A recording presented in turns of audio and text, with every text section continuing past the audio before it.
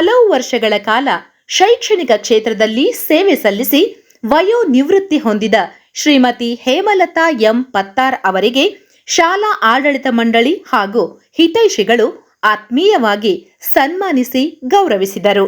ನಗರದ ಕರುಣೇಶ್ವರ ಕಾಲೋನಿಯ ಮೌನೇಶ್ವರ ನಿಲಯದಲ್ಲಿ ಏರ್ಪಡಿಸಲಾಗಿದ್ದ ಸನ್ಮಾನ ಸಮಾರಂಭವನ್ನು ಕಲಬುರಗಿ ದಕ್ಷಿಣ ವಿಧಾನಸಭಾ ಕ್ಷೇತ್ರದ ಶಾಸಕರಾದ ಅಲ್ಲಮಪ್ರಭು ಪಾಟೀಲ್ ಅವರು ಉದ್ಘಾಟಿಸಿ ಮಾತನಾಡಿದರು.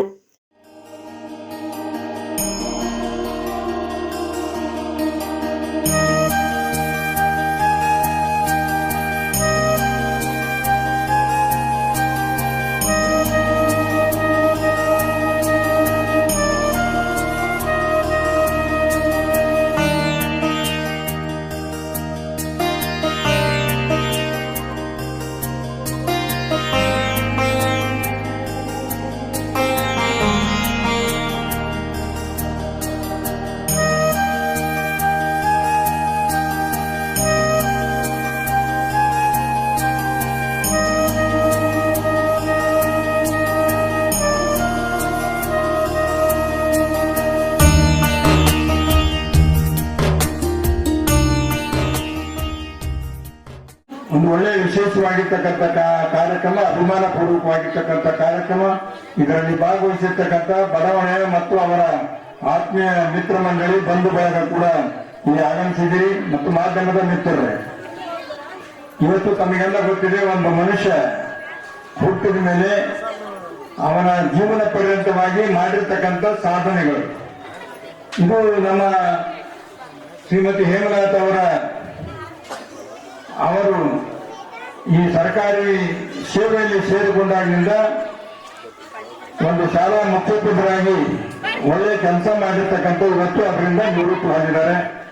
ನಾನೆಲ್ಲ ಯಾಕೆ ಸನ್ಮಾನ ಮಾಡ್ತೀವಿ ಅಂದ್ರೆ, ಅವರ ಜೀವನ ಪರ್ಯಂತರವಾಗಿ ಆ ಕಾಯಕದಲ್ಲಿ ನಿಷ್ಠೆಯಿಂದ ಪ್ರಾಮಾಣಿಕೆಯಿಂದ ಕೆಲಸ ಮಾಡಿ ನಮ್ಮ ಮುದ್ದು ಮಕ್ಕಳಿಗೆ ಒಳ್ಳೆ ರೀತಿಯಿಂದ ವಿದ್ಯಾದಾನ ಮಾಡಿದ ಫಲವಾಗಿ ಇವತ್ತು ಎಷ್ಟೋ ಜನ ವಿದ್ಯಾರ್ಥಿಗಳು ಅವ್ರ ಕೈಯಿಂದ ಕಲ್ತಿರ್ತಕ್ಕಂಥವ್ರು ಒಳ್ಳೆ ಒಳ್ಳೆ ಪೋಸ್ಟ್ ನಲ್ಲಿ ಹೋಗಿರ್ತಾರೆ.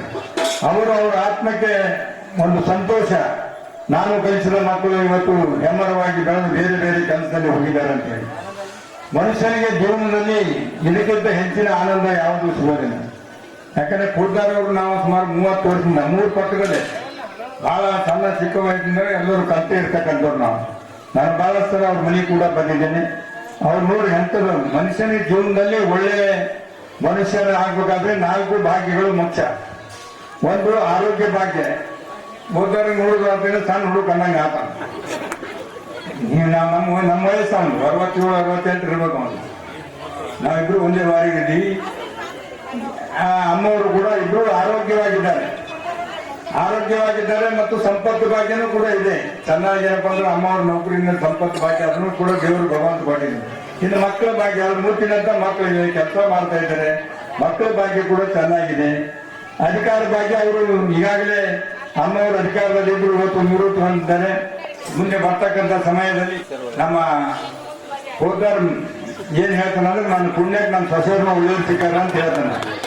ಅದನ್ನು ಒಂದು ಭಾಗ್ಯನೇ. ಇವತ್ತು ನಾಳೆ ಒಳ್ಳೆಯ ಮಕ್ಕಳಿಗೆ ಒಳ್ಳೆಯ ಸೊಸೆಯರು ಸಿಗೋದನ್ನು. ಇಂಥ ಒಂದು ಎಲ್ಲ ಭಾಗ್ಯಗಳನ್ನ ಪಡೆದಿರ್ತಕ್ಕಂಥ ಮನೋಹರ್ ಪೊದ್ದಾರ್ ಅವರು ಮತ್ತು ಶ್ರೀಮತಿ ಪೊದ್ದಾರ್ ಅವರು, ಇವರು ಪುಣ್ಯವಂತರಿದ್ದಾರೆ. ಎಲ್ಲ ಭಾಗ್ಯಗಳನ್ನ ಕಾಪಾಡಿಕೊಂಡು ಇವತ್ತು ಈ ಒಂದು ವಯೋನಿವೃತ್ತಿಯಲ್ಲಿ ಭಾಗವಹಿಸಿದ್ದಾರೆ. ಅನೇಕ ಅಪಾರ ಬಳಗ ಕೂಡ ಯಾವತ್ತೂ ಪೊದ್ದಾರ್ ಅಂದ್ರೆ ಮನೆಗೆ ಹೋಗೋರಿಗೆ ಮಾತಾಡಿಸ್ತಾರೆ. ಎಲ್ಲರ ಕಡೆ ಬಂದು ಒಂದು ಹೆಲ್ಪಿಂಗ್ ನೇಚರ್, ಏನೇ ಕೆಲಸ ಇದ್ರು ಕೂಡ ಬಹಳ ಮನಸ್ಸಿನ ಮೇಲೆ ತಗೊಂಡು ಯಾವುದೇ ಕಾರ್ಯಕ್ರಮದಲ್ಲಿ ಹೋಗಿ ಕೂತ್ಕೊಂಡು ಎಲ್ಲ ಮುಗಿಸತನ ಎಲ್ಲಿಗೆ ಹೋಗೋದು. ಅವನ ಬಳಿ ಅಂತ ಹುಟ್ಟು ಗುಣನೇ ಇರ್ತಾರೆ ಮೊದಲಿಂದ. ಅದಕ್ಕಾಗಿ ಇವತ್ತು ಇಷ್ಟೊಂದು ಜನ ಸಾಗರ ಸೇರಿರ್ತಕ್ಕಂಥದ್ದು ಬಹಳ ಒತ್ತಡದ ಮಧ್ಯದಲ್ಲಿ ನಾವಿದ್ದೀವಿ. ಬಳಿಕ ಮಾತನಾಡಿದ ಕಾಂಗ್ರೆಸ್ ಮುಖಂಡ ನೀಲಕಂಠರಾವ್ ಮೂಲಗೆ ಅವರು, ಶಿಕ್ಷಕರು ಮಕ್ಕಳ ಭವಿಷ್ಯ ರೂಪಿಸುವ ಶಿಲ್ಪಿಗಳಾಗಿದ್ದಾರೆ. ಹೇಮಲತಾ ಪತ್ತಾರ್ ಅವರು ಸಹ ಶಿಕ್ಷಕರಾಗಿ ಅನೇಕ ಮಕ್ಕಳ ಭವಿಷ್ಯವನ್ನು ರೂಪಿಸುವಲ್ಲಿ ಯಶಸ್ವಿಯಾಗಿದ್ದಾರೆ ಎಂದು ಅಭಿಪ್ರಾಯಪಟ್ಟರು.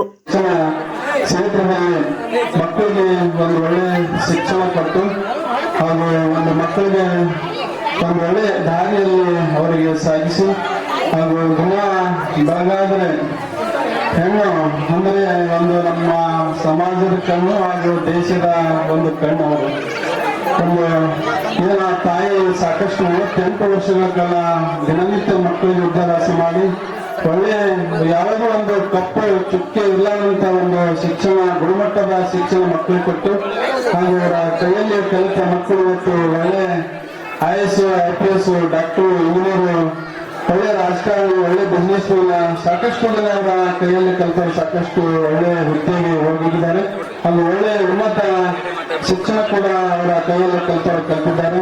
ಹಾಗೂ ಅವರ ಜೀವನದಲ್ಲಿ 38 ವರ್ಷ ಸಾಕಷ್ಟು ದೊಡ್ಡ ಹಾದಿ, ದೊಡ್ಡ ಒಂದು ಹಾದಿಯಲ್ಲಿ ಸಾಗಿ ಅವರು ಎಲ್ಲರ ಜೊತೆಯಲ್ಲಿ ಒಳ್ಳೆಯವರಾಗಿ ಹಾಗೂ ಶಿಕ್ಷಣ ಇಲಾಖೆಯಲ್ಲೂ ಕೂಡ ಅವರು ಕಪ್ಪು ಚುಕ್ಕೆಯಿಂದ ಒಳ್ಳೆ ಒಂದು ಶಿಕ್ಷಣ ಕೊಟ್ಟು ಯಶಸ್ವಿ ಶಿಕ್ಷಕರಾಗಿ ಅವರು ಹೊರಹೊಮ್ಮಿದ್ದಾರೆ.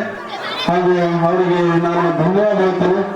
ಇವತ್ತು ಮನೋಹರ್ ಪೊದ್ದಾರ್ ಅವರು ಕೂಡ ಎಲ್ಲ ಸಮಾಜದವರ ಜೊತೆಗೆ ಬೆರೆತು ಒಳ್ಳೆ ಎಲ್ಲ ಒಂದು ಕನ್ವೆನ್ಷನ್ ಕಾಲೇಜ್ ಮತ್ತು ಇಡೀ ಗುಲ್ಬರ್ಗ ಜನತೆಯ ಜೊತೆಗೆ ಎಲ್ಲಾ ಸಮಾಜದವರ ಜೊತೆಗೆ ಒಳ್ಳೆ ಒಂದು ವಿನಯದಿಂದ ಅವರು ನಡೆದುಕೊಂಡು ಮನೋಹರ್ ಪೊದ್ದಾರ್ ಅವರು ಕೂಡ ಸಾಕಷ್ಟು ಒಂದು ಹೆಸರು ಮಾಡಿಕೊಂಡಿದ್ದಾರೆ.